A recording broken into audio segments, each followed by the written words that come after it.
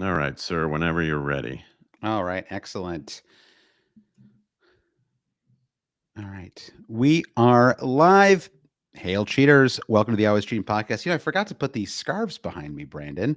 So let me do a reset there because I forgot we're using this as the audio recording as well. So Yeah, let's do it. Yeah, for all the people who love continuity, this is like yeah, somebody smoking a cigarette in the left hand. Suddenly, it's in the right hand in yeah, the next exactly. cut. Ideally, yeah, you don't want. I don't want you to be making cuts to our audio 4 seconds into it. So Let's get a clean read yeah, we'll do here. a clean read here. Hail cheaters! Welcome to the Always Cheating Podcast. My name is Josh L. I'm here with Brandon S.K. Welcome, everybody. Thanks for coming. Thanks. I hope you enjoy the Sure, enjoy your podcast we're stay. about to do. Yeah. All right. Enjoy your stay. How you doing, Yeah, Brandon? I have a question for you, Josh. Halloween Okay. is just a few days away. It is. If you were Yes. going to dress up as any Premier League assets, I'll just call them Mhm. assets Yeah. because they're not people to me. Yeah. They're pawns on a chessboard. Sure. Yeah. Who are you going as this Halloween? Who do you Yeah. think would make the best Halloween costumes? Well, Certain verve. assuming I don't Maybe want it's to a cross uh any boundaries and get Sure, yeah, myself yeah. in So trouble here. a Yeah. player who Yeah. would make sense for you as Yes. Yeah, yeah. So yeah, I'm a 5'8", stocky build. I mean, Xherdan Shaqiri is probably a the kind of comp that would make sense. But yeah. if we're looking at, yeah, I wish. I mean, he has no neck, but he's pretty built otherwise. I feel like if I You have had a his Power Cube-esque sort of yeah, vibe, yeah. yeah, a little bit. Yeah, exactly. At my best, maybe, or worse. I don't know. I would say if I had to pick someone though, I mean, the easiest costume would be Bruno Fernandes, right? Yeah. A true FPL troll this season. Sure, you can just go Continues. around yelling at all of the kids trying to Yeah, collect candy. you get a kit, you get some big fake teeth, and you Yeah, yeah, and yeah, you go around tripping everybody, and then yeah. getting mad about people calling you out Sure. for it. That's yeah. For me, I think it's a bit of a cheat because Mhm. I basically all I have to do is put on a kit. The rest is already taken care of because people usually tell me I'm like somewhere between a Pau Torres and a Calafiori, just in Okay. terms of my overall look and my eyes Your and my main, yeah, your yeah. MEIN, your Yeah, main. However you say that word. Yeah. absolutely. Hmm. So there we go. You're going as Bruno Fernandez, and I'm going as a hybrid Pau Torres Calafiori. That's Wonderful not stuff. bad. Yeah, Calafiore. I mean, that's very flattering. I haven't. I can't. I don't know This about this. Halloween, Yeah. dress up as a hunk. That's my advice. Yeah, I mean, for years and years, it was always Juan Mata, the player. I always thought he was the handsomest, Yeah, but somehow when he went to Man United, he started to age he rapidly. really did. Yeah, he lost the spark. That Yeah, club does that to players. I'm it noticing. does. That's your Bruno. He had perfect teeth when he joined Man United. I would not be making these jokes. So, all right. Well, anyway, so game week 9 in the books, fully in the books. No Monday match this week. No Champions League as well. A little easier to to to talk about the week that just happened and cast our mind ahead to next week. I mean, there are some League Cup matches in a couple of days, some big ones All right, actually too.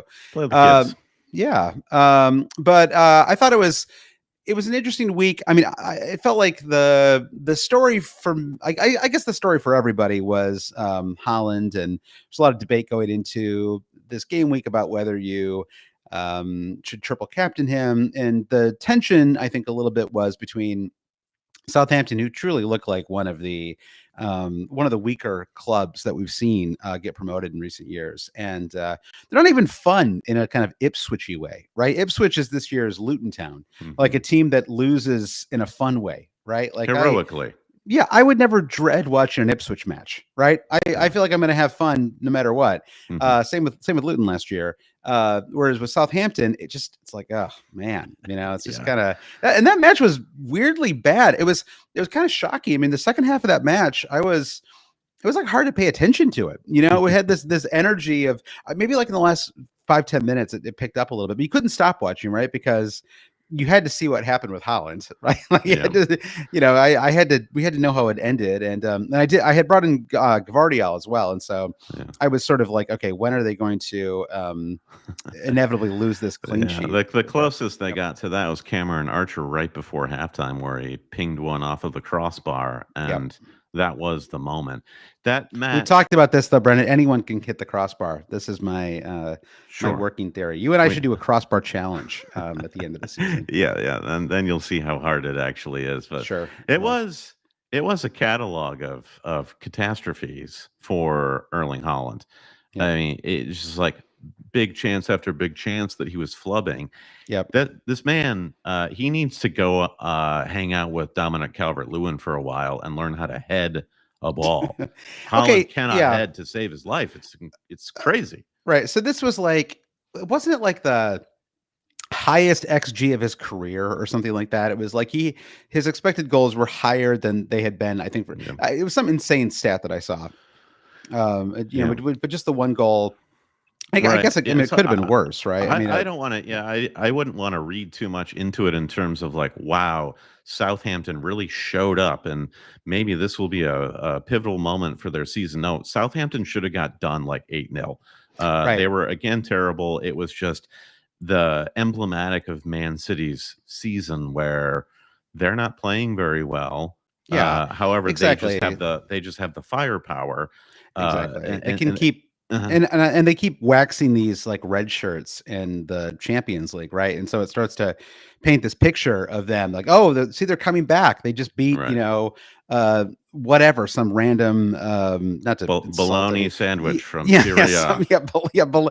There's actually a club called Bologna, which threw me off for a Yeah, second. There, I was like, oh, did they play Bologna last week? unfortunately. Yeah, but it was like sort of, yeah, but really, it's I don't know. We could talk about the Champions League. It's some other. Maybe that's more of a Patreon pod discussion. I'm fascinated by it this Mhm. year though, and how it works. Where you have like some of the most exciting Champions League matches I can recall in recent years, and some of the most unwatchable Champions League matches that have ever been played. Sure. It's like this is like the deal they made, right? It's Well, like we're gonna have sounds like more. every Champions League season, though, right? I guess that's true. I mean, I guess I'm not really complaining about it. I'm sort of into it. Like it's fine. I don't know. Hmm. Like because I just will watch the good matches and the other matches just have to happen, right? To Shooter's fulfill choice. the Yeah. shooter's choice. You only Exactly. have to watch the game. It's like my mom Yeah. used to say, only eat what you want. Yeah. And if you Yeah. don't like anything on your plate, go make some peanut butter toast. That Yeah. was the instruction. So, But I want to, FPL yeah, but is I'm going to hang on this Holland thing for a second okay. because I Yeah. think it's interesting, right? Because I have done worse than a triple captain before. So 6 points is by far not the worst return you could have. I had Sadio Mane triple captain in a double game week where I got injured 18 minutes in and I got a Hmm. 1-pointer, right? Hmm. And everybody else you could have captained the Liverpool team went off. You probably remember this well. This is, 5 years ago or whatever. Right. And so these things happen. 6 is not the worst you could see. But I think it was another argument for why I didn't necessarily want to triple captain Holland this week, which is that I don't think he's in an especially good run of form at the moment. Hmm. And I don't know why that's sort of irrelevant. Like, I mean, like, yeah, it's like the XG was high, but this is kind of what happens when you're not like overflowing with confidence, right? You don't necessarily just annihilate every chance that you get, Sure. right? You're Yeah. sort of you overthink it a little bit. I You're do sort of think, yeah, triple captainers would have been encouraged by his midweek performance in the much maligned Champions League. I'm not maligning it. I'm just saying they're red shirts. Okay, I'm saying like you're either playing Bayern Munich or you're playing a club that no one's ever heard of. Like that's the Yeah, new Champions League. yeah. Yeah, I would be furious if I triple captained Holland. But on the other side of the coin, I totally agree with what you're saying in terms of you got an attacking return. You've got to just take it yeah, and run with it. yeah. Those And of we're us gonna who have hasn't, fewer. like you and Mhm, I, who have not played our triple captainship, like the future is unknown. right. Way The fewer double game weeks yeah, this year than last right, year, so right. we may end up captaining in a single game week ourselves later on. Here's something fun. What do you think that it's a foregone conclusion that there will 100% be a double game week this season? I think there almost certainly will, right? If only Yeah, because of I the agree. League Cup matches, right? I think Yeah, those are like the League Cup yeah, final will lead to a couple of clubs having right. double game weeks, and I think that's the one guarantee, even with the Mhm. FA Cup changes. Yeah, Yeah, I mean, this is like a question for people who like I'm not like as great at this as other people. Like it's not as interesting to me to like try to anticipate the double game weeks. I prefer other people to do the work, and then I can just yeah. use their good Yeah, efforts. I think we'll obviously have to talk this episode a lot about the premium asset roulette that we're playing at this point in the season. But I feel like at this point, I now know a fact, Okay. and the fact is that Cole Palmer is fixture proof, form proof. He's everything proof.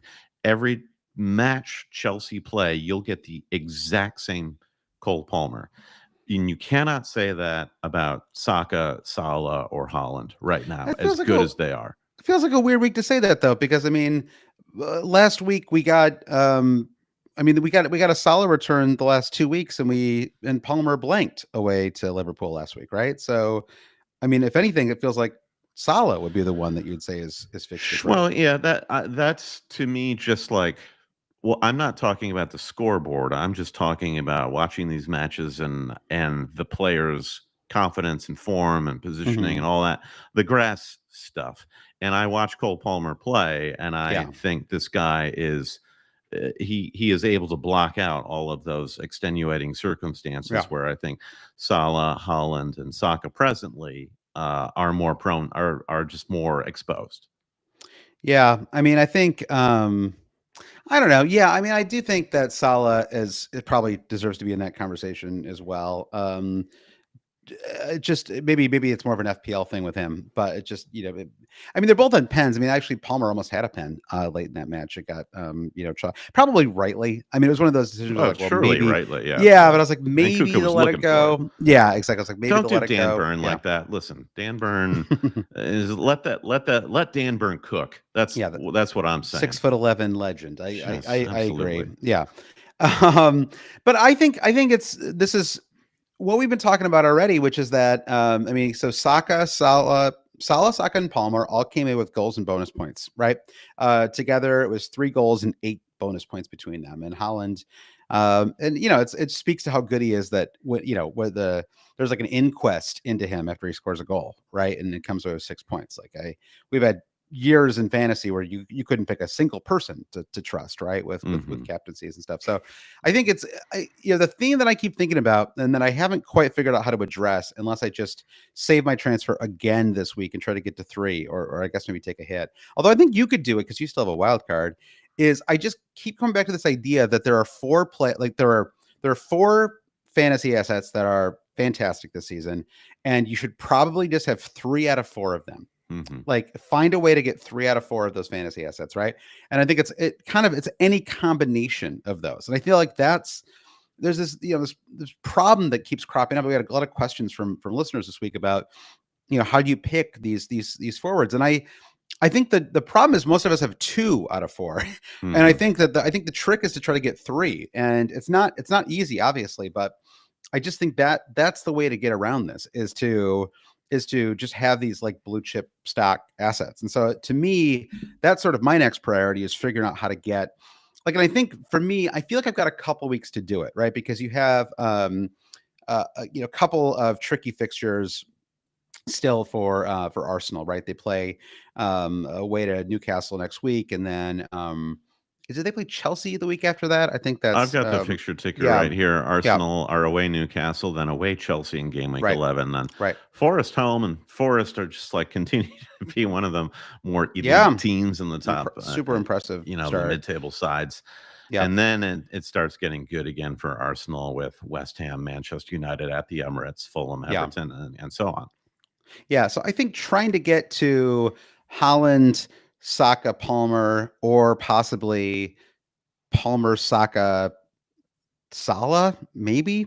I would love to get to that kind of Yeah. like one of those trios, right? And so, are you like? I mean, you are on a green arrow this week. Not a big one, I know, but like you're on a green arrow at least. Hmm. Are you? I think you and I actually might be tied on points now. We Yeah, were, we yeah, are. yeah, exactly Yeah. tied on points. Yeah, I finished on 63, which is 3 points above my safety score of 60. And I mean, the most painful part of the game week were all the clean sheet wipeouts, Yeah, which we can touch upon. But I think the main question for me is I wholeheartedly agree. The goal is through free transfers or wild card to get to that 3 premium setup. And yeah, it's no question Saka and Palmer are 2 of them. And it then becomes a toss up between Salah and Holland. yeah. And it just doesn't feel like that big of a leap to say, well, Salah is covering Haaland, and Haaland had But his hat yeah, tricks at the start of the season. I mean, how far fetched is that? it's not far fetched, but I think I just think it goes both ways, right? That I Hmm. think you could argue that cheers. Is that a glass of milk? You got a Um, banana milkshake. yeah. I think that it's you could also argue that that Holland covers Salah. I think it Yeah. goes both ways. I think Right. that you could either one, right? And again, I just think it's like you can try to split this atom, right, or whatever. Sure. You can try to like figure out the right combination of these four. And I guess what I'm saying to you is I don't think it's something that we can like sit here and actually solve, right? Right. And so the only way to kind of address it is to be covered with these three Sure. because they're so far and away uh the four of them, right, are so far and away the top fan. Although honestly, I suppose you could argue that Bomo is now making Chris a Wooden and Mbeumo are yeah, right there exactly. with them. Yeah, but I mean, like even just looking at the table, you see Holland is 16 points ahead of Wood in terms of which is I mean amazing that Wood is now second in terms of forward returns, but Mhm. you know he's 16 points ahead. Salah and Palmer are way ahead in terms of total points, and Bomo and Saka are right behind them. And Bomo, it's like with him, it's like you don't even really need to, it's not even a discussion point. You should just have Mbeumo, right? Like he's Mhm. obviously, he's only 7.7 million. Everyone can get them into their team with it with ease, and it's only 36.4% owned, which is kind of crazy. And they have a great run ahead too. I mean, Fulham, Bournemouth, Everton, Leicester in the next four, like Mhm. those are all extremely startable. I mean, that Leicester fixture in game week 13, and we'll have to look. You know, we can look ahead to that later on in the in a future pod, but possibly a captainable fixture for him given what he's Mhm. been doing against these some of the bottom half of the table clubs. Yeah. So, but the triumvirate of premium assets, the Salah versus Holland thing, if we have nothing to say about who is better amongst these four premium guys, how can we justify having the most expensive guy in Erling Holland? Yeah, I mean, I don't know, just that he like is the best player on the best team, and the entire Man City attack was funneled around creating chances for him. I mean, that's like that's the rationale, right? Whereas Hmm. Liverpool have a number of guys who can score, and Man City seem to only have Holland. Right? I mean, you brought in Foden. Like, what did you like? Obviously, he blanked, but I mean, like, what did you think about his performance in the I thought his match? Yep. I thought his performance was very good. I Yep. thought he played very central. He played exactly where you would want him to play as a Yeah. fantasy owner, and he had great. He actually created an incredible chance for Holland near the end of the match that Holland completely fluffed, one on one with the keeper, and he's on corners. Foden is so there are lots of avenues to points. Given all the injuries that are City are dealing with right now, I mean, I expect that they'll have more players to choose from in a week's time, but it still feels like a good pick. It again just it's very frustrating to be throwing these fantasy darts and sort of just like Yeah. never knowing which one is going to hit week to week. I mean, So there were yeah, players that were languishing for months in fantasy that came good this week. And you're trying to sort of like break the mold with somebody like Foden, and I think Foden is going to come good for people who have him in the coming weeks, and that's just as hopeful. yeah. I mean, so like, are you like you still have a wild card, which I think puts you in a unique position where kind of every week now there's a little bit of a debate over whether this is the Yeah, time to finally pull the trigger. And so, I yeah. mean, did you feel a little more persuaded to push the button? I mean, basically, like I guess I'm curious. I was arguing that you kind of want to have three of these four, kind Hmm. of pick, and I'm sort of with you. I think that Saka and Palmer make sense, especially because they're so much cheaper than Holland and Right. Salah. But the easiest way to do it, obviously, is to be on a wild card where you can sort of it's just a lot easier to free up the Yeah. money and rotate things around and maybe look ahead to the next few weeks and say, okay, I can get by with these Hmm. like with Everton having some cheap defensive assets, for example, right? I can get by with like a Hmm. 4.3 million defender. Well, the two main guys who I don't have are Saka and Palmer, and game week 12 is the big inflection point for both clubs. Yep. Chelsea could absolutely murder Manchester United in the game week 10, and I'll have to prepare myself for that. There is a temptation to just go for Palmer before that fixture. But Salah are home Brighton. I mean, that's probably a lower scoring match than the Manchester United match. But for the wild card, I kind of know what the team is going to look like. Yeah. Uh, it's just a matter of when do I want to have that team, because I look at my present team, and I still have players that have been good servants for me and have been getting me points, but they're just sort of been a rolling boil. Nothing's really spilled over, like Yeah. Smith Rowe and Rogers and Delap even. Havertz is probably Havertz and Porro are my enemies this week, where like the edge players who I have had against the field Yeah. have let me down the last couple of weeks. So, but I don't want a wild card just to punish those edge guys and reshape my team, because I feel like as much as I know particular facts, like Palmer, you have to have him. Chris Wood should be in virtually every team.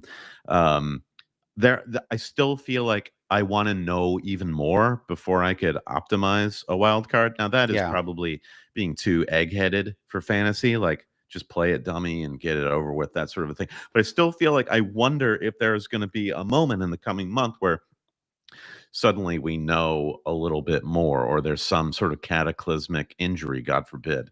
Yeah. Um, because I just don't know like how big of a gain the wild card is in just the next 2 weeks. Yeah, I think that's a good rule of thumb. And if you look at your team for any particular week, and well, why don't you do it? Why don't you pull up your team for game week 10, Brandon, and Okay. we'll discuss it. This will not just be for the visual for the visual learners, Brandon. There's also Okay. the audio listener. So Yeah. we will keep that in mind. But just looking at your squad for game week 10 here, I see yeah, Mikolenko, Robinson, Porro. Maybe one clean sheet there. Like I mean, you could consider it, right? But your midfield looks good. Smith Rowe and Mbeumo, Foden. I mean, that Bournemouth match is like an interesting one now for Man City, right? Like you would expect them to win that match, but just given the struggles they had, like away to Wolves Hmm. a couple weeks ago, Yeah. I don't know if that's an easy match. Like I actually wonder if because you have Salah in your squad, would you give any thought to captaining Salah at home to at home to Brighton over Sure. Haaland away to Bournemouth? Yeah. Yeah, certainly. It's a coin flip between those two. I do think if I had Cole Palmer, I'd be captaining him this week, and Away to Man United. yep, and that is a potential transfer that I'm thinking about, just to get ahead of that one, and maybe even just like postpone a wild card until the festive fixtures even. Because I spent two transfers this week. I moved Saliba out for Mikolenko, and I brought Phil Foden in for Anthony Gordon. Mhm. Um, so one free transfer. I just think getting ahead of that three premium discussion that we're having in Salah to Cole Palmer, and then to be able to captain him, because I agree with you. I'm not sure how high Haaland's ceiling is against a very organized Bournemouth team at home. I mean, just looking Yeah. at my bus team here, it is very recency bias, and I'd be curious to have this conversation with Spurs fans over the course of this week. But that was one of the more unimpressive performances I've seen this season. Spurs away at Crystal Palace this weekend, Yeah. and it's just I mean, yeah, I thought continuing. we'll give Mhm. We'll give Palace some credit too, because I thought they did play well today. I thought they really Yes, yes, agreed. they went for it. They did, and but you can't really get around the fact that with the form that this Palace team has been in, and everything that Ange is asking from his team and expecting of his team, and to do what they did there. I just don't know enough about the intricacy of Spurs tactics to understand quite what went wrong there. But Aston Villa, I think like Konsa definitely deserves consideration. I'm doing this right now on the YouTube. Konsa in for Pedro Porro. I mean, Porro, he still has all of those arrows in his quiver of being on set pieces and corners and whatnot, but it's just a bit of a shambles. I feel like with Spurs, Ange is such a zealot, and that's like the perk of Ange. Like that's what you like about Ange. He's a zealot, and he knows exactly what he wants to do. Yeah. And you could argue that's way better than having a manager like Ten Hag, who has no earthly idea what he wants to do. The problem is what Ange wants to do requires that they don't make half as many mistakes as they make during a match, and that he just has a few better players. So I fear that Spurs are just in a bad situation where they got out of form players and players that just aren't really up for what Ange needs them to do. Yeah, it was. I mean, obviously they didn't have sun today, and that was a factor. But yeah, it was a weird one. I mean, I sort of plugged my team into review earlier today too, just to see what the suggested moves were. And one of them was basically all of them involved taking Haaland out. And tell me it's not Solanke. Like these yeah, algorithms need to be taken to the outback. That's exactly where I'm going, because it's sort of on the one hand there's like an argument for it, but on the other hand, if you just watch I'm a little like I was thinking, I was like, God, like is Ange in trouble here? Like they're just so up and down. It's such a I don't think he really is. Like I don't know. I don't know. It's really tough, right? It's like can we just sit here and say like, confidently that if you just brought in Potter or something like that, it would like totally turn things around for Spurs? I mean, no. I think it's a squad issue for sure, and I would support the view that Ange needs a couple more transfer windows to continue shaping the squad, but he's just in a rough patch, and the squad is just not the right alchemy at the moment. And too many players that run hot and cold, in my opinion. Yeah. Like I really feel like, and I know this is like he's like my Richarlison, like you're the way you like, but I just like Madison just drives me crazy because I just feel like he drifts in and out of matches, and there's like days, it's like he's either good or really bad, and there's just sort of you never know what you're going to get with him every day, and it's just really hard to build a consistently strong team when one player is so inconsistent all the time, right? And that's what I feel like you get with him. And I won't say that for Son. His son is always, he always is absolutely trying his hardest out there, and so he's sort of the exception. But Son is, I think he might be 33 now. Like he which is not old exactly, but it's like he gets the kind of like, these are the kind of injuries you start to get when you get into your 30s, right? It's like he's 32, excuse me. So these are the kind of things that like KDB is going through this as well, right? It's just really hard to build a consistent team around a squad of people that are in their 30s. They're just going to they're going to get muscle injuries and recurring. I mean, I don't know about you, Brandon. I didn't even know I had hamstrings until the last year or two. Okay. Sure.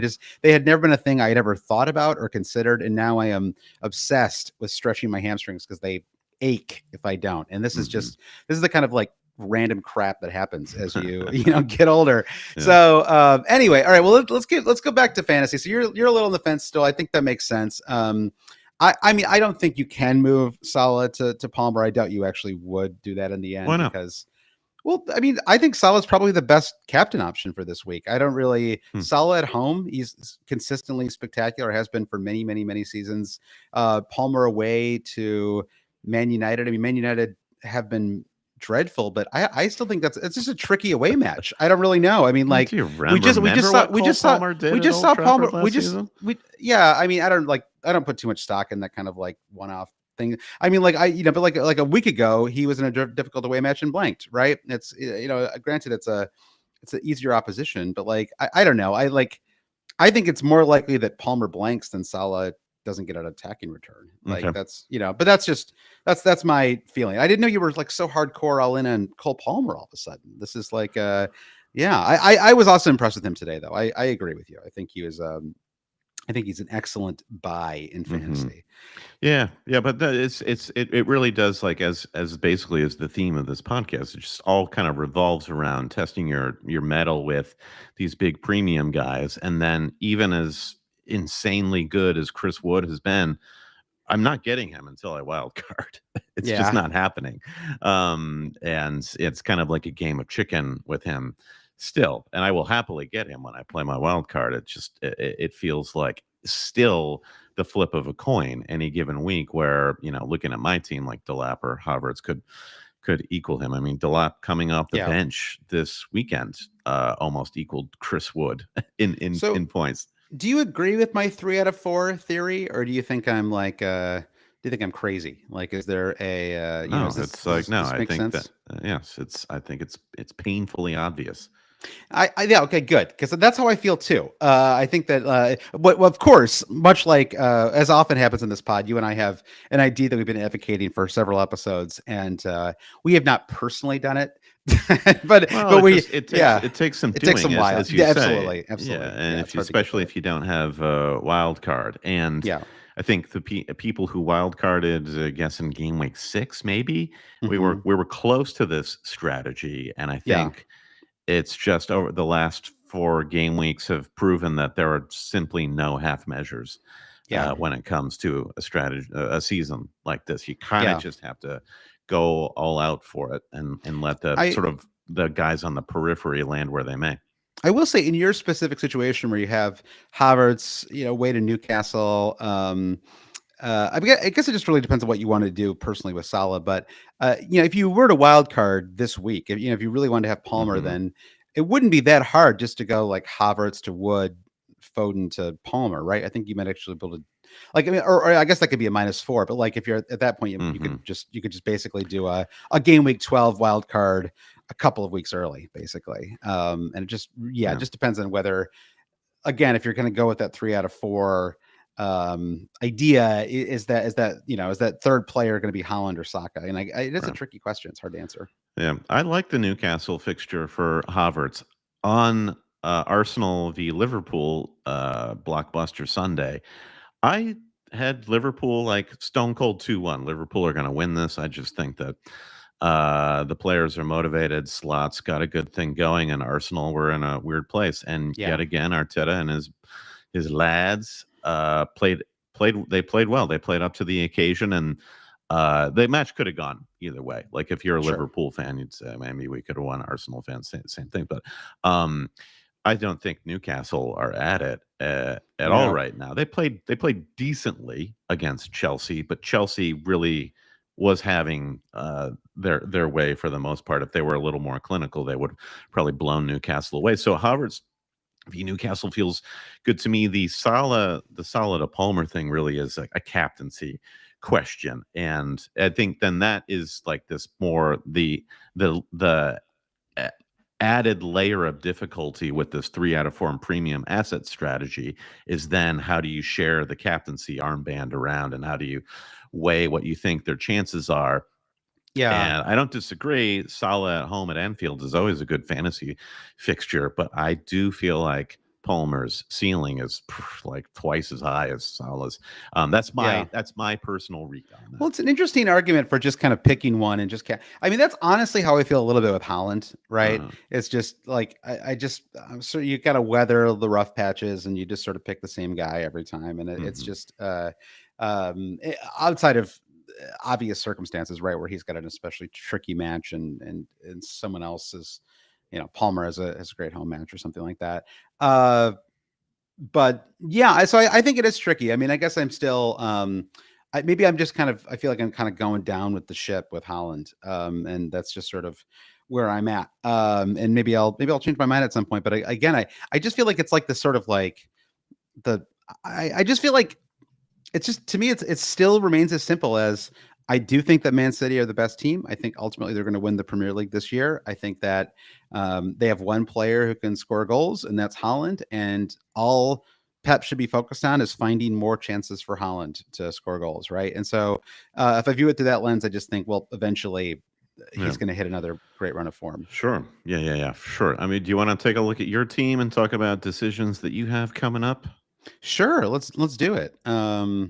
Yeah, for once, I feel like I haven't shared my team in weeks, Brendan. I'm turning into one of those people. I had the FPL gods finally rewarded me for some epic complaining. So I'm glad that. Oh wait, this is my team for next week. Yeah, that's that. We don't need to talk about that right now.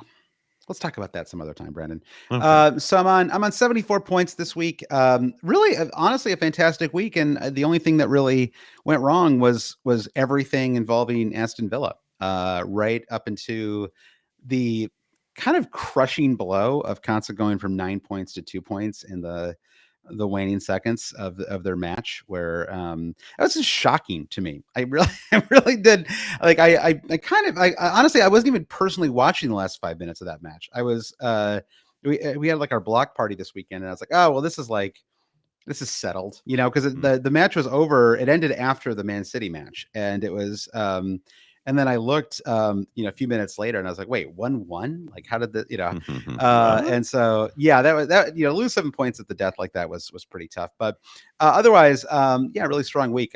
Vardial with 9. So got kind of lucky there to finally pick up a Man City defender when they finally kept a clean sheet. And Mbeumo with the brace, kind of funny brace, right? Because the second goal was A it actually cross. reminded me of a goal that Stuart Dallas scored for Leeds a few seasons ago, where just the cross in and it just evades both clubs. It's like Hmm. 15 people, it goes over everybody's head, and then Sure. It's like watching a slow-mo spiral football at the end of Friday Night Friday Lights, Night and Lights. Yeah, nobody exactly. nobody knows where it's going to land, and there Yeah, it is in the goal. still wonder if the keeper could have done a little bit better there, but regardless, it was It's not a yeah. banner year in the Premier League for goalkeeping. I'll say No, that. truly not. But it was great. I mean, so 15 points from him. He's just been incredible fantasy asset. Really consistent the entire season too.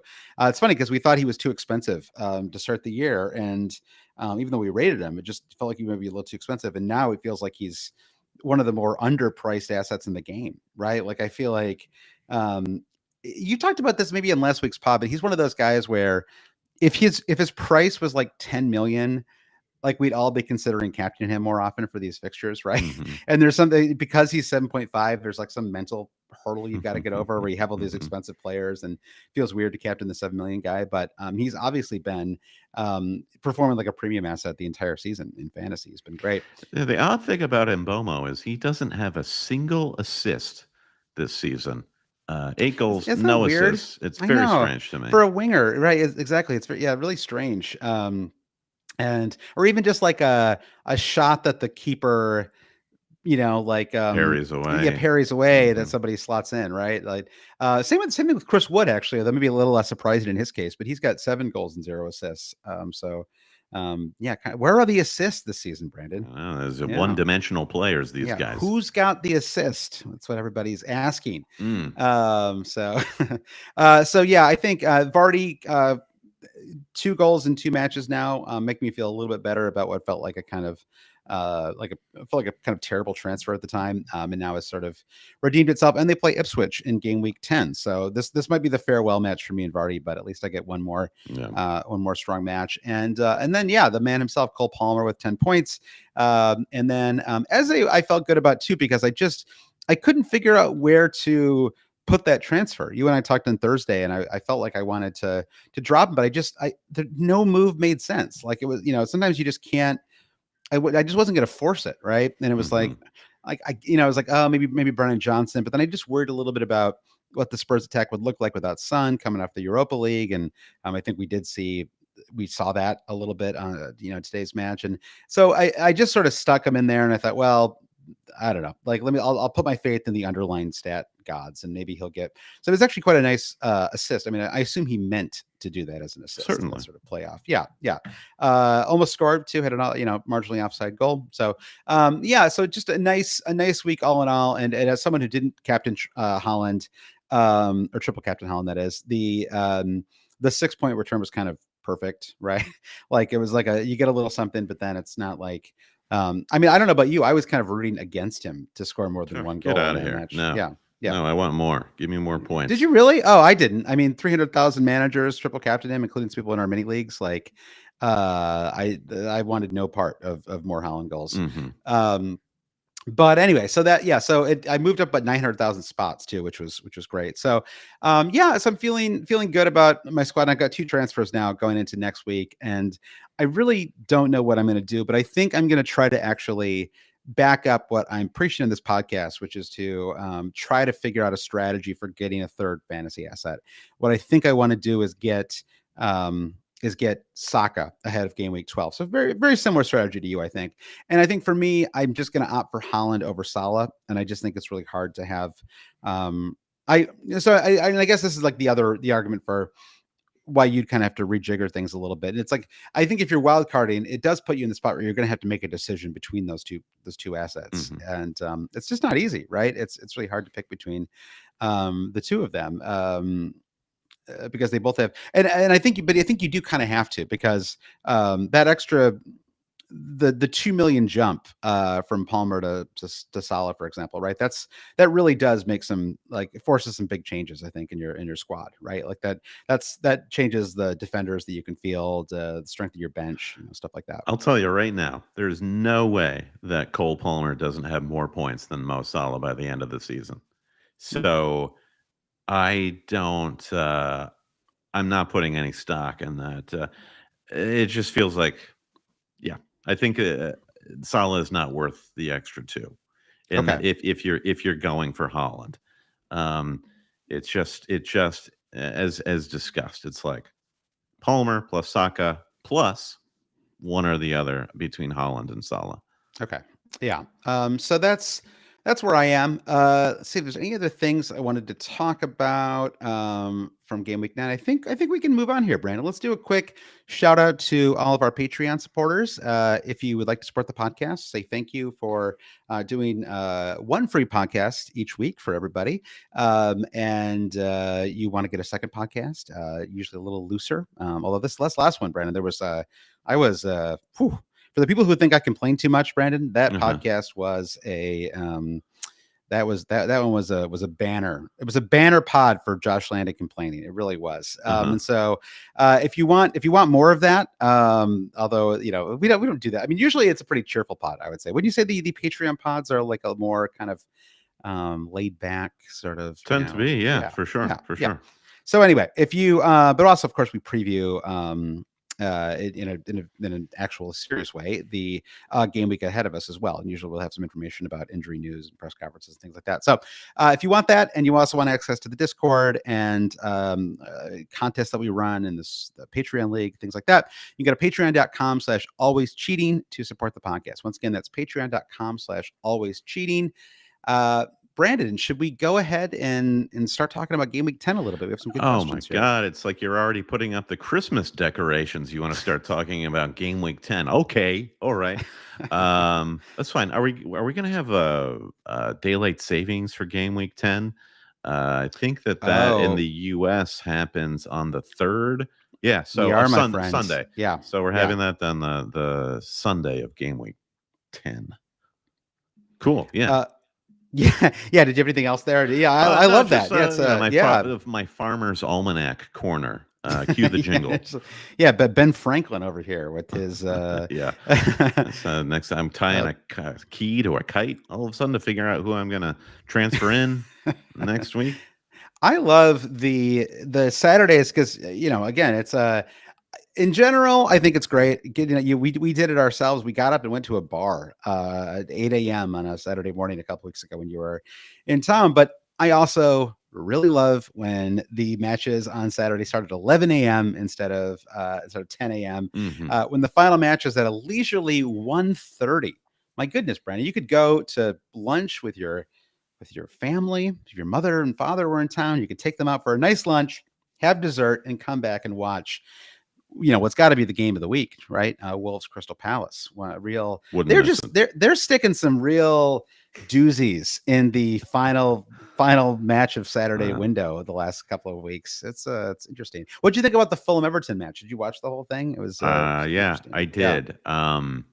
Entertaining match for sure. I was screaming at the television for like the last 15 minutes because Fulham could not manage that game to save their life. It was just like, I'm just like, hold the ball. Like putting Yeah. Harry Wilson in to manage the end of a game is like the dumbest decision I can imagine a manager making.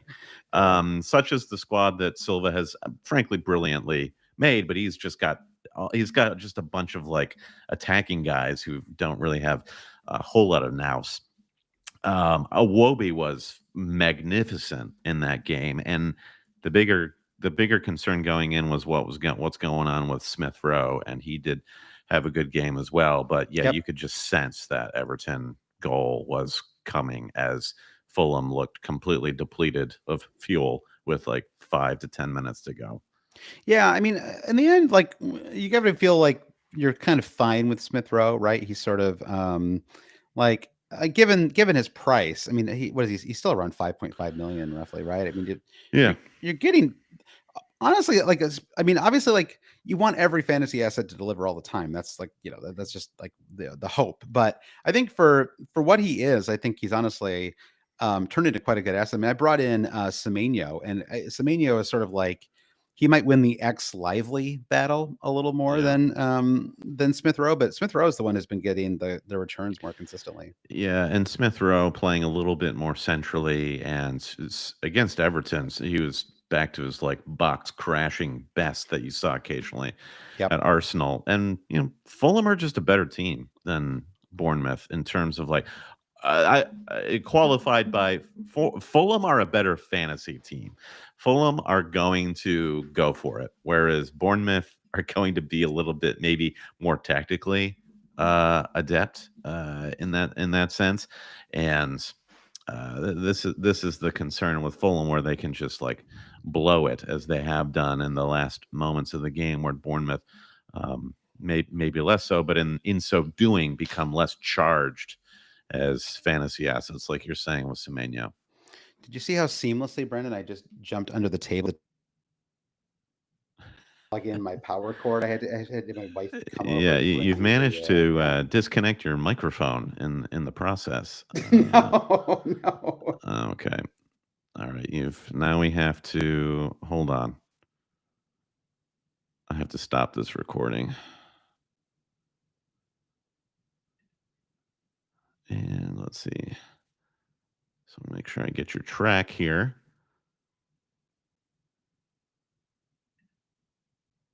Let's see what's going on over here. I think we're still live on YouTube.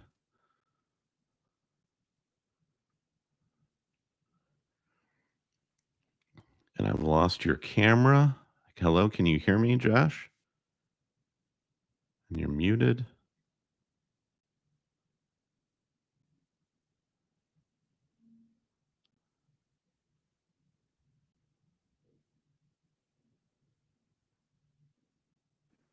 I think this is the first time we've had a proper audio difficulty on this podcast. So sorry about this, Brandon. I will work on. I don't know what is going on right now, but I will fix it all.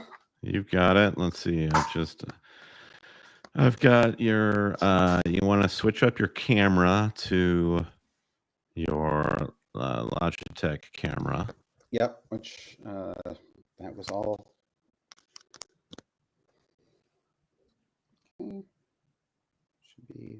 Why was it not let me? Okay. I'm gonna do a hard refresh here. Okay. So Okay. All right. Yep.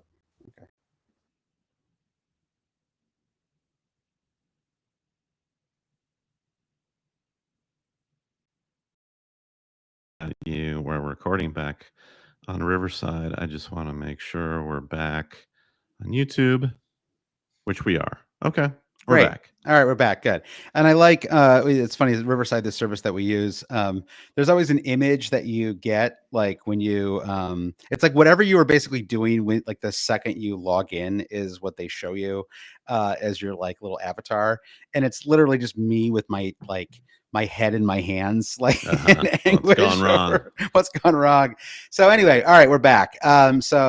Well, that's good. You and I were talking about Fulham. Yeah, I think yeah, I think we were ready to look ahead at Move the on. fixtures of game Yeah. week 10. Yep. And we were highlighting the Crystal Palace Wolves match, which probably got your mind racing about mid-table Oh yeah, clubs duking it out. got my computer racing. I had to it almost died on me. I had to Yeah. fix it there. So yeah, so I think it's a fun weekend ahead. A little bit of an FPL classic, I'd say, Brandon, with the big Saturday, the 2 Sunday, and fun the fun Monday. I don't know. Like I actually don't really know quite what to do with Robinson for this match. In general, I think he's a good start in any Fulham home fixture, but given the form that we've seen with Mbeumo, it does worry me a little bit. And could we ever get another attacking return from Robinson, or was that just a fluke that assist we got a he few was weeks he ago? was very attacking against Everton for sure, but his final ball is definitely eluding him the last Yeah, couple of weeks. yeah. I think one thing that's interesting is I think we are seeing now with Southampton and Ipswich that they are two teams that you really truly want to try and target if you can, right? Like you want to target those fixtures. And I mean Ipswich for slightly different reasons than Southampton. I mean Southampton, it's more like it just feels like it's incredibly hard for them to score. Like there's just they just don't really have anybody that can sort Hmm. of do a Jamie Vardy-ish job, right? Where they just sort of get a ball in the right spot and can score. And I think with Ipswich, the it just doesn't feel like they can hold anybody to a clean sheet, right? And Hmm. so slightly different kind of maybe like ways to target them. However, with that said, I think this week is a little bit tricky. I mean, Leicester, I did watch the Leicester match. Well, it was Friday, so it was a little easier to watch it maybe, but I thought that Buenanote was really impressive. I don't really know that he's like an amazing fantasy asset, but there are some like Mavadidi's not bad either. Like this team, I think Leicester are going to find a way to stay up. Like they're like James Justin is good. Like there's enough good in this team and enough Okay. bad in several other teams in the Yeah. Premier League that I think they might stay up with like 31 points, right? It may be like 18th, whatever it is, 17th place, Hmm. but just by a couple. But there is some like proper Premier League talent in this squad for sure. Yeah, I wonder if Wolves will have the final say there because it's Yeah, not like I don't see Leicester beating any of the teams above them in the table right now. I think Everton are gaining steam, and then it's really Palace and Wolves. Like, are they yeah. just going to And flip the Palace switch? and Palace have too much talent, I think. Like Mhm. I think we saw it in that Spurs match today. Like they're just a there's a lot of good in that team. It's like it hasn't really come together yet, but their attack is fine, right? I Mhm. mean, it's like Mateta, Sara, I thought was really good today too. Mhm. As a had a lot of nice moments, like that team when they're kind of connecting is really solid, and their defense is solid as well. Like it's kind of inexplicable to me that they had such a rough start to the season because I Mhm. mean, and maybe it was just replacing Elise and just getting used to it, but like to me, they're like I'd say it's more likely they finish top half of the table than they finish in a real relegation battle. That's maybe they Okay. just got too bad of a start that they could like that. Something like ninth is out of the question Mhm. now. But like I think like they finished like in that 10 to 12 zone Right. this year. Okay, so yeah, interesting calls. It feels like a lot of this could be a good game week for marginal characters. Like as you were saying, like I benched Delap in game week 9, partly because there were rumors that he was going to be benched IRL, and Hmm. also I just didn't love the fixture for them. But when he came off Yeah, the bench, he looked amazing. And yeah, yeah, home against Leicester, that's great. And I agree. The same could be said for Vardy in that fixture. The tougher call is suddenly it's like the reverse of the first half of this episode. Is like now which premium guy is going to be the man this week. So let's yep. go back to the whole theme of the quad. The quad. Let's call him the quad. This is like to use a Succession reference. Hmm. Um, who of the quad is gonna really do it this week? Who of the quad? Well, okay, so we've got. I mean, we talked about who have I guess the only player we didn't really talk about earlier was Saka, right? Uh-huh. He comes back and it's Like old it's times. it's like old times. Yeah, he's got the like kind of like a little bit of like a non-celebration celebration. I I I suppose of the four, he has what I would think would be the weakest fixture, slimmest chances of doing something this weekend. I will say personally, if I had Salah, and I genuinely mean this, if I had Salah, I would give strong consideration to captaining him over Haaland this week. I don't know. There's like we saw it again in the Southampton match. Like there's no way that Man City should be winning a match like that 1-0, right? Like that, and sure, you can talk about great XG all you want, but like still, like I just think that that would be a great sequel to Great Expectations by Charles Dickens. Yeah. The sequel, Great XG. Yeah, by Charles Dixon. By Charles Dixon, yeah. Lee Dixon, even. Lee Dixon. Lee Dixon's Great XG. That's funny. So I couldn't think of a man least likely to think about XG than Lee Dixon. But anyway, that's true. That's true. I kind of want to see that like mocked up book cover though now. So So I think that I don't know. Brighton. It really was the weekend of heartbreaking late. I mean, the Brighton one was crazy because not only they conceded twice. I think they were both after the 86th minute in that match too. It's insane. Really? Yeah, along with Fulham obviously too, and Aston Villa. So I don't know, like Brighton just they still seem a little. They're a more fun version. Like they're a more fun team this year for sure. But I do think that there's I don't know. They're going to concede a couple goals in this match, I think. And whereas I just don't quite know what we're going to get out of Man City, right? And it's that little bit of anxiety that that leads me to think that Salah might be a slightly better captain pick. And then I think Palmer's fine too. I don't know. I like all three, really. I mean, Haaland is Haaland. So I don't really know how we're supposed to kind of split this either, right? Like this is again, I mean, like is it should we be trying to like figure this out? Like, is there some number crunching that we're supposed to be doing here? You can try. Yeah, you could. You could try, but like, it's not going to work. Yeah, exactly. And so, I mean, I think you can do what I think, like, whether you're a gambling person or not. Like, I know a lot of people really, especially people in the UK, really dislike gambling. But like, I think you can just look at the anytime goal scoring odds sometimes too. And I think that there's like, if only because those are generated through numbers, right? It's not like a guy with a sheet of paper and a pencil, like sort of, the bookie is not like it's not Robert De Niro in Casino anymore, right? It's like, it's just, it's like a bunch of like, he was running the beverage program. We all know that it was all above board. Okay. That's true. That's true. And that, and I still think that that car that exploded, that was just a faulty plate in that car. 100%. That no one was trying to, no one was trying to do anything there. No. Yeah. The Joe Pesci thing, I don't know. That one was trickier, but wrong place, wrong time. Wrong place, wrong time. Wrong cornfield, wrong time. Wrong cornfield, wrong time. We've all been there. So I think, but I think like, it's basically a bunch of quants who like punch up numbers. Right. And so, I do think that, that can be like a little bit of a default. The only problem is they always say that Haaland is the like far and away, like best chance of scoring.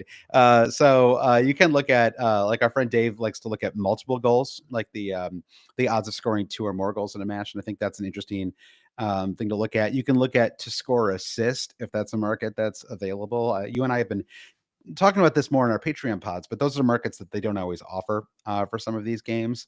And Salah does sort of can get equal to Haaland, right? If you consider goal and assist. I don't know. What do you think about Darwin Nunez today in the Liverpool match? I think he's grown into after basically not being able to get a minute at the start of the season under Slot. I feel like he's kind of found his role, and I agree. Do like it for this Liverpool team right now. Yeah, me too. I've done a little bit of I feel like all of us, whether you're a fantasy person or not, we've all gone through the roller coaster with Darwin over the last couple of years, and but now it's like we've emerged with more understanding. We sort of come out the old. I'll never invite him to dinner, but no, I'm happy for him. Exactly, our expectations will never be as high as they were a couple of years ago, but we understand him now. Yeah. So I think that I think just an interesting question is so like moving beyond the captaincy, are there I don't know, like is this a week? It's interesting. I haven't really thought about this before for the pod, but there are some weeks where your team picks itself, right? And there's some weeks where there's like a great match or a difficult benching decision or something like that, where you would have to really force yourself into like a tight corner. I will say at the moment before I make any transfers, my team kind of picks itself. And I think partially that's because there isn't one utterly spectacular fixture this weekend, right? Where like there's one team hosting another team and that team is way better, or even a team on the road against, like a team away. Like sometimes that's actually great. Like sometimes you want Man City to be at Ipswich, right? Because Ipswich might feel compelled to sort of put on a show for their home supporters and actually try to do something, right? Not just like completely, set up, park the bus or whatever. And sometimes actually it's actually like you're more likely to get attacking returns in a match like that than you are like if Man City are at home. But I think for this particular game week, I mean, you might be right. It could be Chelsea away, but like I think that says something about this game week if one of the better opportunities is Chelsea at Old Trafford, right? And I don't know. Do you see any other like just amazing like one team's going to destroy the other fixture in game week 10? No, I don't. I do think that Newcastle could get exposed by Arsenal, but I agree. Like like to what fantasy end? I wouldn't gamble on Arsenal scoring more than 2.5 goals Yeah, at all. yeah.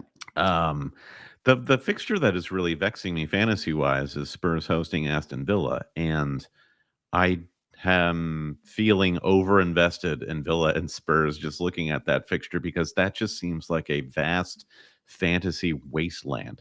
That Hmm. fixture where it's like I can't imagine either team keeping a clean sheet, nor can I imagine any of my Villa or Spurs assets getting any attacking returns at the same time. So I'm just like, Yeah. I'm struggling to sort of like find what I expect to happen in that match. I know. I feel that way a little bit too. I mean, especially because of the Bournemouth match, like really threw me for a loop a little bit. I was not expecting a 1-1 draw there, and it makes me wonder. Morgan Rogers went off early. I mean, is this the week where they try a Duran Watkins combo from the start? I Yeah, don't know. Not that I'm not like as worried about Rogers' place in the squad yeah, long term, yeah. but just mix it up a little bit. Yeah, it could be. It felt like load management maybe for us. He's like started every game, even Sure. in Europe for Aston Villa, and just given how open Spurs can be in the midfield, it feels like a match in which a player like Rodgers could feast. Yeah. And I'd like him for this match. I was actually shifting my bus team around while you were talking and moving Rodgers back into my starting 11, and just kind of feels like it may be a 1-1 or a 2-2 sort of a free for all sort of a match. Yeah, I think that's true. And I think if you view through that lens, you could also just start Poro, right? And Mm, just hmm. Yeah, it's so interesting. It really like we're going through the Poro thing just like we did last season, right? Where it's like he feels like he has these stretches where he's just an amazing fantasy asset, and then you just get a bunch of hmm. ones and zeros from him for a while. Right. So yeah. All right. Well, you want to take a couple questions, Brendan, as we Sure. wrap things up here? Yes, Let's happy let's to. let's do it. All right. So Jimmy Rogdog Town says, feels like some rage moves are incoming this week. It says, well, which moves are reasonable and which ones should we take a deep breath on? And so he says, Tottenham assets, Trent, Haaland, Foden, Arsenal defense, probably some other assets too. So let's just do the lightning round style, Brandon. Spurs assets. If you have any Spurs assets right now, would you be looking to move them on Yeah. ahead of this Villa match? The Spurs asset that worries me the most is Solanke because he's just all he does is hold up play for Spurs, and they can't figure out how to involve him in the attack in any other meaningful way. And Yeah. you're just like, is this guy going to score a single goal all season? I'm not sure. Yep. So he worries me. Trent does seem like somewhat overvalued in the game at the moment. Yep. I think it's kind of like how long are you willing to wait? Because Trent will come good at some point, but if you're talking about this tripling up on the premium assets, I mean, Yep. your team, Josh, is Trent going to have to be a part of that long term move to Saka? I almost surely, No. right? I mean, it's the easiest way to free up like 3 million. Hmm. And so yeah, I think so. I mean, it could happen as soon as this week, honestly. I don't But again, I don't know that I will, because the reason I would do it will be to probably get Saka, and this doesn't feel like the week where I like need to drop Trent to fund a Saka. It's like Hmm. that could just wait another week or two.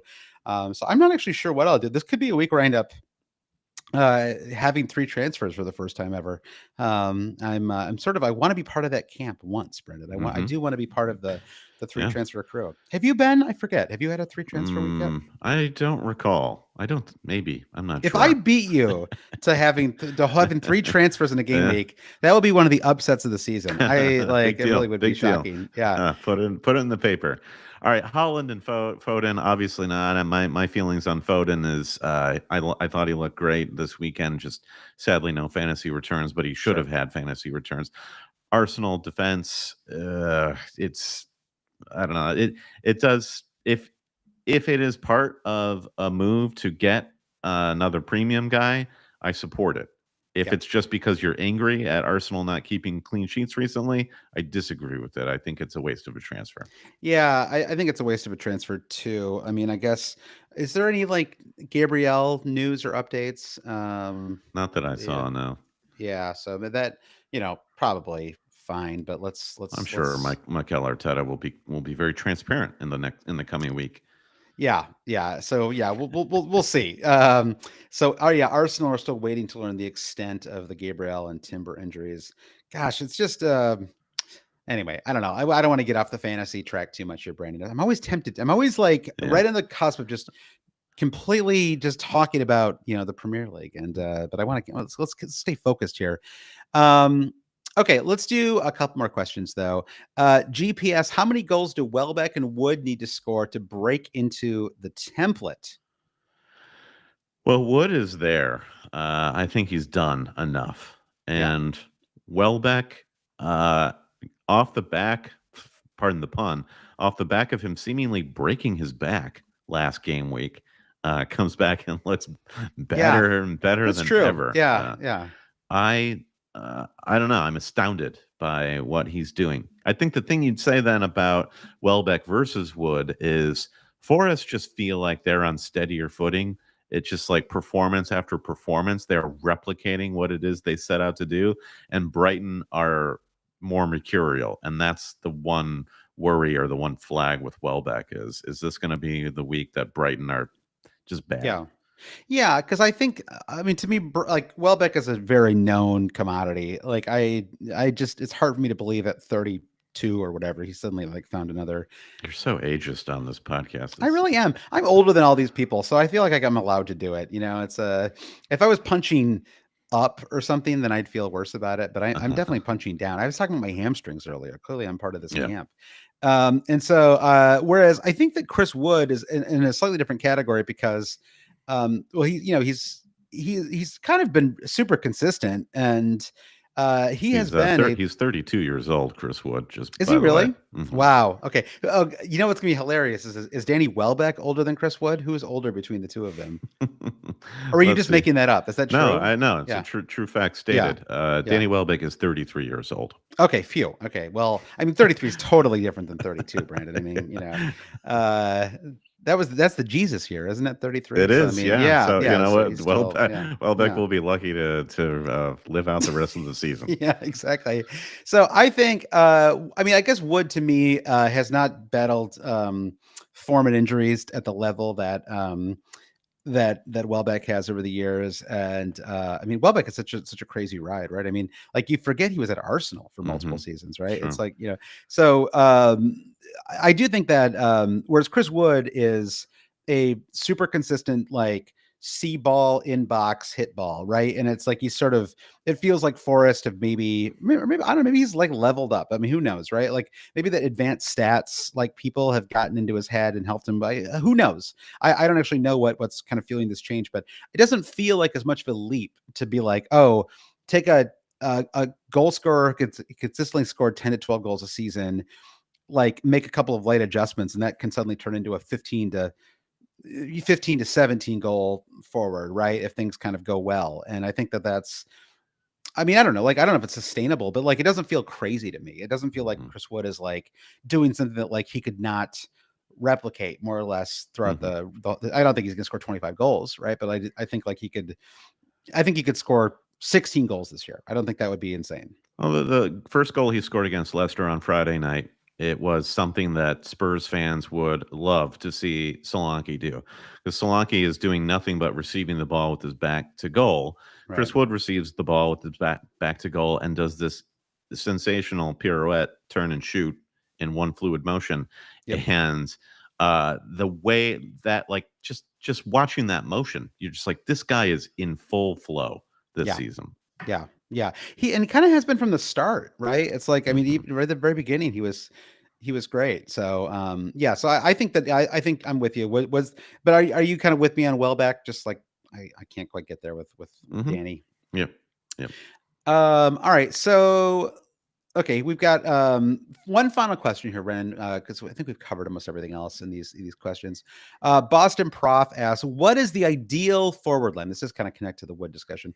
What is the ideal forward line, all things considered? There's such great choices at all prices. Almost tempted to do a Wood, Raul, Cunha line, but Vissa and Jackson are great too. Almost too many to want to have Haaland. So if you were to go, let's say you wildcarded in game week 12, right? And Mhm. you were to go with the super size, big in the middle, right? The sort of what we maybe call the Midwestern dad lineup, Brandon, Okay. like little legs, little tiny defense, Sure. Flat and then butt. yeah, exactly. And then super wide through the middle, Mhm. and then bring things to a nice little point at the top with Mhm. the cheap forward line. What a So what a picture. yeah, what a picture. Yeah, exactly. So, I mean, I'm not sure that's the right move. It's hard. Okay. I think the question is Holland, and that's sort of its own question, because I think that if you put Holland aside, I mean, as somebody who's had Watkins the last 3 weeks now, and I did get a goal from him last week, and so it hasn't been like a total disaster, but it's hard to make a strong argument for having even like Havertz, right? Like when you can sort of I don't know. It just feels like you can even see it in terms of just total points scored this season, right?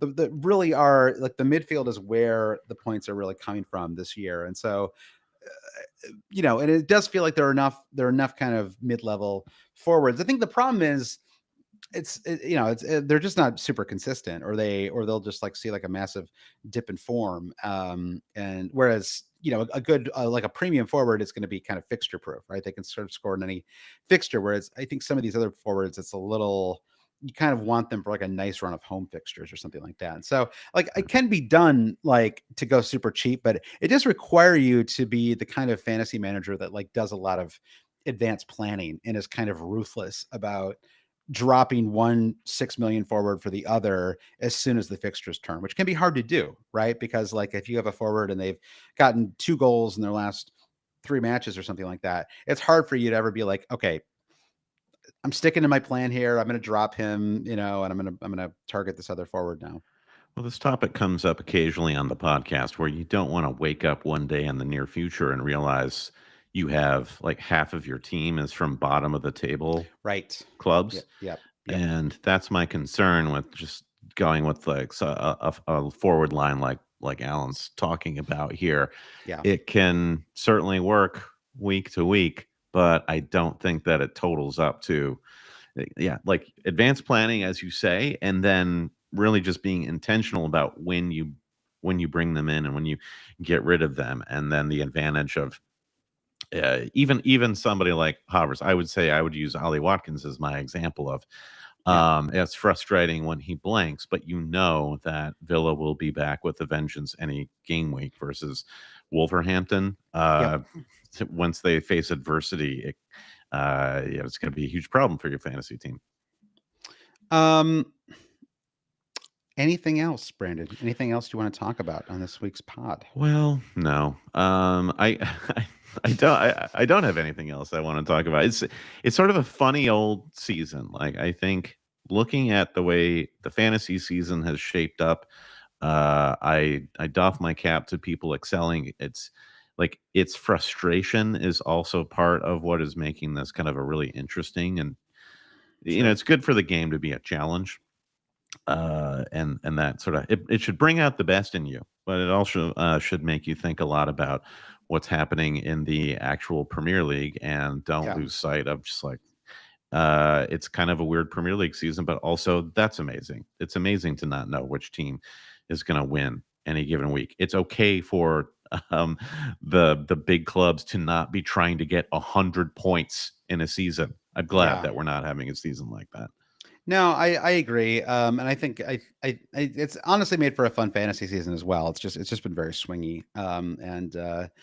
Yeah. So, but I'll take that over everyone having the same team every week, and Mhm. I'll just sort of, it's like impossible to ever rise in a game week because Sure. everybody else And has the same spot. that I think is the way to answer Boston Prof's question about the ideal forward line is what a great opportunity we all have is just there is no right answer. There's like genuinely no right answer.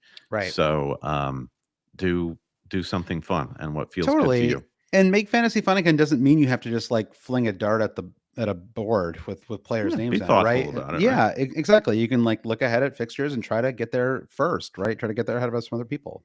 That Mhm. is not impossible to do, and hopefully this podcast can be helpful. Maybe next week's pod, what we can do is we can actually look ahead to a set of fixtures over the next few weeks and talk about that. Maybe we can cover that on a Patreon pod, Brandon. Speaking of, if you enjoyed this What a podcast. segue. Yeah, amazing, right? If you enjoyed this podcast, you can go to patreon.com/always cheating to get more Always Cheating podcasts. Very cheap, Brandon, very affordable to support the podcast and help us continue to do this free pod every Sunday. So go to patreon.com/always cheating.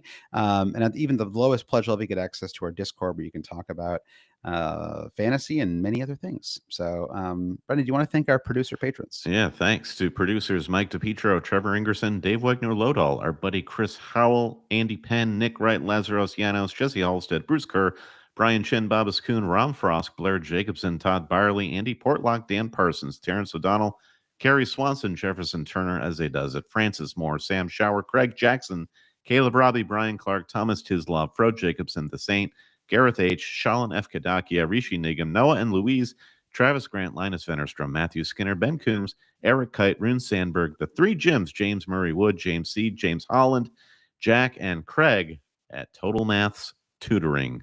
Rate, review, subscribe wherever you get your podcasts. Follow us wherever you get your social media. Our website is alwayscheating.com. And have fun watching EFL Cup matches. I've really been looking forward to this slate. Preston hosting Arsenal. You can't Ooh, get enough. yeah. I guess there's no more Carabao. That was a one-time thing. Now it's just all EFL. I don't know. I think it Yeah, is the Carabao Cup. yeah, They just don't say Carabao in the Foot Mob app. So yeah. I I got you. want Yeah, yeah. You still call it the Milk Cup, don't you? Like a tribute to I just yeah. call it I just call it boys plan. Yeah, that's true. I call it the Johnstown Paint Cup, Brandon. Mm-hmm. I like this just totally different sponsor. Just throw it in there. All right, thanks everyone for listening. Patreon supporters, we'll see you on Thursday. Talk to you later. Bye.